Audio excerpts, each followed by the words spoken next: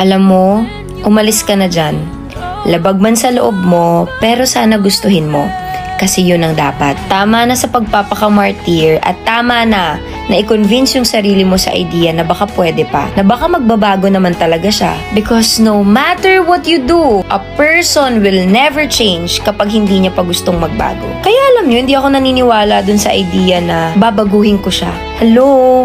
We are not rehabilitation centers for damaged individuals. Magbabago lang ang isang tao kapag ginusto niyang magbabago siya. At hindi lang dahil sinabi mong dapat siyang magbago. Walang ganun sis. Kaya nga natutunan ko na simple lang pala yung key para maging masaya. And that is to not force anything at all. Kung hindi para sa'yo, let go. Hindi para sa'yo, hayaan mo, ihatid mo, bigyan mo ng pamasahe. Pero if it's meant for you, it will always be for you. If it's meant for you, it will always find you. Hirap man siyang paniwalaan ngayon kasi sobrang ideal naman yan. What if walang para sa akin?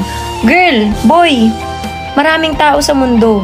Hindi lang love life ang nagpapasaya sa atin. Marami pa. So chill ka lang kasi kung hindi pa dumadating, ibig sabihin, hindi mo pa oras.